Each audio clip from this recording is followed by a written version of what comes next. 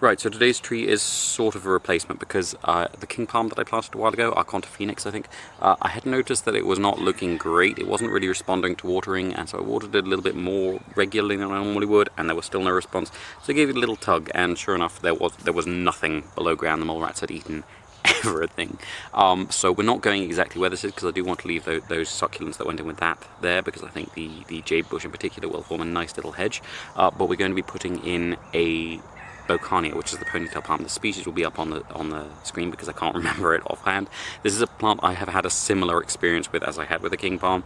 I had one a few years back that I planted in quite an open setting, and it was quite a thirsty plant, I have to say, but it was doing okay, it was growing, it was coming along, and then it just wasn't responding to water at all, and then yet give it a tug, and everything underneath is just little rodent teeth marks because they had just eaten the whole base of that, and they're quite good at doing that with this family. This isn't a palm at all, despite the name. It is in the Asparagaceae with the agaves and the Phacreas.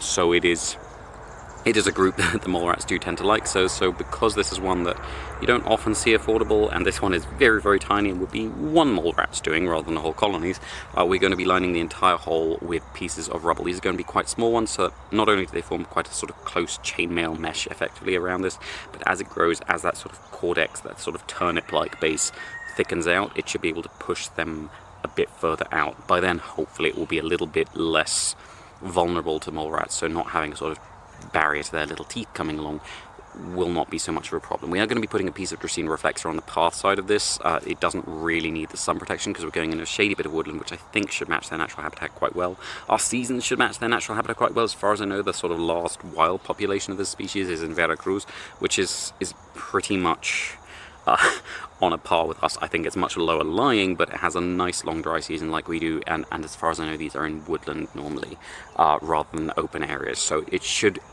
in a somewhat shaded position, be less thirsty than they often are in full sun positions. Then we're going to be adding in another aloe. I'm not sure which aloe this is. This is one of the stemming ones, so it should be able to sort of leapfrog its way away as this fills out and spreads out. But this is one I've been propagating, but I haven't worked out what it is yet. So when it flowers, we will know. But then we've also got a nice little piece of the Calincos exangularis just to have something native. And that should be everything for today. So thank you very much for watching. I hope you have enjoyed it. And if you haven't enjoyed it, thank you for watching anyway. Please tune in again tomorrow. I will be planting something else. I don't know what yet, but we will find out.